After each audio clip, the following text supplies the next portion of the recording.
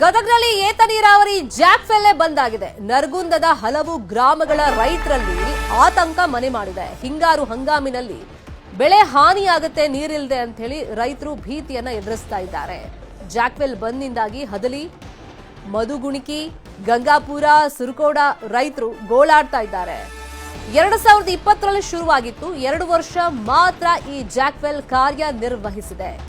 ಈಗ ಬಂದಾಗಿದೆ ಜಾಕ್ವೆಲ್. 3 ವರ್ಷ ಆಗಿದೆ, ಆದರೆ ದುರಸ್ತಿ ಮಾತ್ರ ಮಾಡ್ತಿಲ್ಲ, ನಿರ್ಲಕ್ಷ್ಯ ವಹಿಸ್ತಿದ್ದಾರೆ ಅಂತ ಹೇಳಿ ರೈತರು ಆಕ್ರೋಶವನ್ನ ವ್ಯಕ್ತಪಡಿಸ್ತಾ ಇದ್ದಾರೆ. ರೈತರಿಗೆ ಅನುಕೂಲ ಆಗಲಿ ಅಂತ ಹೇಳಿ ಏತ ನೀರಾವರಿ ಯೋಜನೆಯನ್ನ ಮಾಡಿದ್ರು.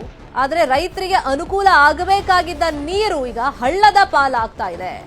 ನೀರು ಸಿಗದ ಕಾರಣ ಜಮೀನಿನಲ್ಲಿ ಬೆಳೆ ಒಣಗ್ತಾ ಇದೆ. ನೀರಾವರಿ ಇಲಾಖೆ ಅಧಿಕಾರಿಗಳ ದಿವ್ಯ ನಿರ್ಲಕ್ಷ್ಯ ಇದು ಅಂತ ಹೇಳಿ ರೈತರು ಆಕ್ರೋಶವನ್ನ ವ್ಯಕ್ತಪಡಿಸ್ತಾ ಇದ್ದಾರೆ. ದುರಸ್ತಿ ಮಾಡೋದಕ್ಕೆ ನೀರಾವರಿ ಇಲಾಖೆ ಬಳಿ ಹಣ ಇಲ್ಲವಂತೆ. ಕೇಳಿದ್ರೆ ಜಾಕ್ವೆಲ್ ಸರಿ ಮಾಡದೇ ಇದ್ರೆ ನೀರಾವರಿ ಇಲಾಖೆಗೆ ನಾವು ಮುತ್ತಿಗೆ ಹಾಕಬೇಕಾಗುತ್ತೆ ಅಂತ ಹೇಳಿ ರೈತರು ಎಚ್ಚರಿಕೆಯನ್ನ ಕೊಟ್ಟಿದ್ದಾರೆ. ಆ ಕಾಲುವೆ ಒಣಗಿ ಹೋಗಿದೆ, ಕಾರಣ ಜಾಕ್ವೆಲ್ ದುರಸ್ತಿ ಕಾರ್ಯ ಮಾಡಿಲ್ಲ. 2 ವರ್ಷ ಇದು ಕಾರ್ಯನಿರ್ವಹಣೆ ಮಾಡಿದೆ, ಅದಾದ್ಮೇಲೆ ಇದು ಬಂದ್ ಆಗಿದೆ. ಕಾಮಗಾರಿ ಅಂದ್ರೆ ದುರಸ್ತಿಯನ್ನ ಮಾಡಬೇಕಾಗಿತ್ತು, ಆದ್ರೆ ಅದನ್ನ ಮಾಡುವಂತ ಗೋಜಿಗೆ ಅಧಿಕಾರಿಗಳು ಹೋಗಿಲ್ಲ. ಕೇಳಿದ್ರೆ ನಮ್ಮ ಹತ್ರ ಹಣ ಇಲ್ಲ ಅಂತ ಹೇಳ್ತಾ ಇದ್ದಾರೆ. ಈ ಬಗ್ಗೆ ರೈತರು ಯಾವ ತರ ಆಕ್ರೋಶ ವ್ಯಕ್ತಪಡಿಸಿದ್ದಾರೆ ನೋಡೋಣ. ಇಲ್ಲಿ 2 ಜಾಕ್ವೆಲ್ 5 ಹಳ್ಳಿ ಬರ್ತಾವ ನಮ್ಗ. ಏನ್ರಿ ರೆಡ್ಡಿನಾನೂರು ಇದು ಖಾನಾಪುರ ಬಿಟ್ಟು ನಮ್ಗೆ ಗಂಗಾಪುರ, ಹದ್ಲಿ, ಸುರಕೋಡ, ಬೈರ್ನಟ್ಟಿ ಮತ್ತ ಮಧುಗುಣಿಕಿ ಇವು 5 ಹಳ್ಳಿ ಈ 2 ಜಾಕ್ವೆಲ್ ಇಂದ ನಮಗೆ ನೀರಾವರಿಗೆ ಒಳಪಡ್ತಾವ.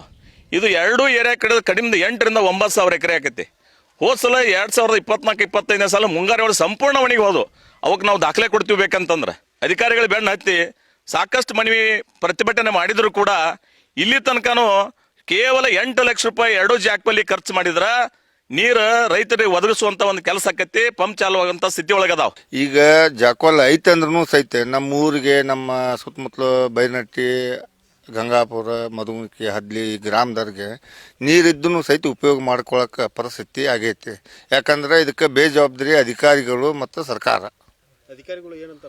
ಅಧಿಕಾರಿಗಳು ಗೌರ್ಮೆಂಟ್ ಮ್ಯಾಗ ಹೇಳ್ತಾರೆ, ಸರ್ಕಾರದವರು ನಮ್ಮ ಕಡೆಗೆ ಯಾವುದು ಅನುದಾನ ಕೊಟ್ಟಿಲ್ಲ, ಮತ್ತು ನಾವು ಏನು ಮಾಡ್ಬೇಕ್ರಿ ಅಂತ ಇವ್ರು ಅಂತಾರ.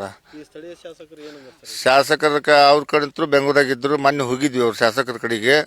ನಾವು ಅಧಿಕಾರಿಗಳಿಗೆ ಹೇಳ್ತೀವಿ, ಯಾವುದೋ ಒಂದು ಇದ್ರೊಳಗೆ ಹಾಕಿ ಕೊಡ್ತೀವಿ, ಮಾಡ್ತೀವಿ ಅಂತಂದು ಇಷ್ಟ ಹೇಳ್ತಾರೆ. ಕಣ್ಣೀರಿನ ಕೂಳಾಗೈತಿ. ನಮ್ಮಲ್ಲಿ ಏನೈತಿ ಅಂದ್ರೆ ನೋಡಕ್ಕಷ್ಟ ಅರಿವು ಚಂದ ಕಾಣ್ತಾವೆ. ಇದರಂತ ಏನೇನು ಇಲ್ಲ, ಬರೀ ಸಾಲ ಸೂಲ ಇಂಥ ಪರಿಸ್ಥಿತಿ. ಜಾಕ್ವೆಲ್ ಮಾಡ್ಯಾರ, ಆದ್ರೆ ಅದಕ್ಕೆ ಏನು ಹೊಳ್ಳಿ ಒಬ್ಬರು ಒಂದು ಕಂಟಿ ಕಡಿಬೇಕು ಅನ್ನೋದಿಲ್ಲ, ಒಬ್ಬರು ಒಂದು ಅದನ್ನು ಚಾಲು ಮಾಡಿಸ್ಬೇಕು ಅನ್ನೋದಿಲ್ಲ. ಯಾವಾಗ ಬ್ಯಾಸಿಗೆಯಾಗಿದ್ದ ಮಾಡಿದ್ರೆ ಇವತ್ತಿನಿಂದ ರೈತ 1 ರೂಪಾಯಿರ ಬದುಕ್ತಾನ. ಅಂಥ ಪರಿಸ್ಥಿತಿ, ಸಾಯುವಂಥ ಪರಿಸ್ಥಿತಿ ಬಂದೈತಿ. ಜಾಕ್ವೆಲ್ ಮಾಡ್ಯಾರ ಕರೆವು, ಅದರಿಂದ ಏನೂ ಸುಖ ಕಂಡಿಲ್ಲ ನಾವು. ರೈತರ ಪರಿಸ್ಥಿತಿ ಅಂತೂ ದೊಡ್ಡದೈತ್ರಿ. ಯಾವ ಅಧಿಕಾರಿಗಳು ಬರೋದಿಲ್ಲ, ಶಾಸಕರು ಬರೋದಿಲ್ಲ, ಯಾವ ಸಾಹೇಬನು ಬರೋದಿಲ್ಲ, ಯಾರು ಬರೋದಿಲ್ಲ. ಇಲ್ಲೇ ಪಕ್ಕದಾಗ ನೀರು ತೆಲ್ಮಠ ಹರಿದೈತಿ. ನೀರಿನ ಪರಿಸ್ಥಿತಿ ಇವೆರಡು ಜಾಕ್ವೆಲ್ ಆಗ್ಯಾವ, ಗಂಗಾಪುರ ಮುಂದೊಂದು ಇಲ್ಲೊಂದು. ಅದಕ್ಕೆ ಏನು ಒತ್ತಾಯ ಇಲ್ಲ. ಈ ಇವರು ಅಧಿಕಾರಿಗಳು ಇಂಜಿನಿಯರ್ ಏನದಾರಲ್ಲ, ಸೀದಾ ಮನ್ಯಾಗ ಬಂದ ರೈತರಿಗೆ ನೀರು ಮುಟ್ತಿ ಬಿಡ್ತಿ. ಕಾಲುವೆ ನೋಡೋಂಗಿಲ್ಲ. ನಮ್ಮ ಜಂಗಲ್ ಆಗೈತಿ, ಜಂಗಲ್. ಎಂಥ ಪರಿಸ್ಥಿತಿ, ನಮ್ಮ ಕೂಗು ಕೇಳೋರು ಯಾರ? ಇದೇ ವಿಷಯವಾಗಿ ಇನ್ನಷ್ಟು ಡೀಟೇಲ್ ಆಗಿ ಇನ್ಫಾರ್ಮೇಶನ್ ಕೊಡ್ತಾ ಹೋಗೋದಕ್ಕೆ ನೇರ ಸಂಪರ್ಕಕ್ಕೆ ಸಿಕ್ಕಿದ್ದಾರೆ ನಮ್ಮ ರಿಪೋರ್ಟರ್ ಸಂತೋಷ್. ಈಗ ರೈತ ದೇಶದ ಬೆನ್ನೆಲುಬು ಅನ್ನೋದು ಹೇಳಿಕೆಗಳಿಗೆ ಮಾತ್ರ ಸೀಮಿತವಾಯ್ತಾ? ನಮಗೆ ಕಷ್ಟ ಇದೆ, ನೀರು ಕೊಡಿ ಅಂತ ಕೇಳಿದ್ರು ಹಣ ಇಲ್ಲ ಅಂತ ಉತ್ತರ ಕೊಡ್ತಾರೆ ಅಂದ್ರೆ ಆ ಭಾಗದಲ್ಲಿ ಜನಪ್ರತಿನಿಧಿಗಳು ಏನು ಮಾಡ್ತಾ ಇದಾರೆ ಹಂಗಾದ್ರೆ? ಹೌದು ಶರ್ಮಿತಾ, ಈಗಾಗಲೇ ಬೆಣ್ಣೆ ಹಳ್ಳದ ನೀರು ಕೂಡ ಸಾಕಷ್ಟು ಪ್ರಮಾಣದಲ್ಲಿ ರೈತರಿಗೆ ಎಷ್ಟು ಪ್ರಮಾಣದಲ್ಲಿ ಬೇಕು ಅದಕ್ಕಿಂತ ಹೆಚ್ಚಿನ ಪ್ರಮಾಣದಲ್ಲಿ ಹರಿದು ಈಗ ಪೋಲಾಗಿ ಹೋಗ್ತಾ ಇದೆ. ಆದ್ರೆ ಬೆಣ್ಣೆ ಹಳ್ಳದ ಜಾಕ್ವೆಲ್ ನಲ್ಲಿ ಇರ್ತಕ್ಕಂಥ 2 ಜಾಕ್ವೆಲ್ಗಳಿದಾವೆ. ಆ 2 ಜಾಕ್ವೆಲ್ ಕೂಡ 3 ವರ್ಷಗಳಿಂದ ಸಂಪೂರ್ಣವಾಗಿ ಬಂದ್ ಇರೋದ್ರಿಂದ ಹಿಂಗಾರು ಹಂಗಾಮಿನಲ್ಲಿ ಬೆಳತಕ್ಕಂಥ ರೈತರ ಬೆಳೆಗಳೇನಿದಾವೆ ಆ ಬೆಳೆಗಳು ಕೂಡ ಈಗ ಹಾನಿಯಾಗುವ ಭೀತಿ ಕೂಡ ಎದುರಾಗಿರುವಂತದ್ದು. ಯಾಕಂದ್ರೆ ಗದಗ ಜಿಲ್ಲೆಯ ನರಗುಂದ ತಾಲೂಕಿನ ಹದಲಿ, ಗಂಗಾಪುರ ಮತ್ತು ಖಾನಾಪುರ ಮತ್ತು ಮಧುಗುಣಿಕೆ ಸುಮಾರು ಒಂದು 5 ಹಳ್ಳಿಯ 8 ರಿಂದ 10 ಸಾವಿರ ಹೆಕ್ಟೇರ್ ಪ್ರದೇಶದಲ್ಲಿ ರೈತರ ಬೆಳೆಗಳು ಕೂಡ ಹಿಂಗಾರು ಹಂಗಾಮಿನಲ್ಲಿ ನೀರಾವರಿ ಆಗ್ತಾ ಇದ್ವು. ಆದ್ರೆ ಈಗ 2020ರಲ್ಲಿ ಈ ಒಂದು ಕಾಮಗಾರಿ ಸಹ ಆರಂಭವಾಗಿ 2 ವರ್ಷಗಳ ಕಾಲ ಮಾತ್ರ ಕಾರ್ಯನಿರ್ವಹಿಸುತ್ತೆ. ಆದ್ರೆ ತದನಂತರ ಅದನ್ನ ನಿರ್ವಹಣೆ ಕೊರತೆಯಿಂದಾಗಿ ಅದು ಈಗ ಹೂಳು ತುಂಬಿ ಹಾಳಾಗಿ ಹೋಗ್ತಾ ಇದೆ. ಜೊತೆಗೆ ಇಲ್ಲಿರ್ತಕ್ಕಂಥ ಏನು ಮಿಷಿನ್ಗಳಿಂದಾವೆ ಅವು ಕೂಡ ಹಿಡಿದು ಹಾಳಾಗುವಂತ ಪರಿಸ್ಥಿತಿ ಕೂಡ ನಿರ್ಮಾಣವಾಗಿದೆ.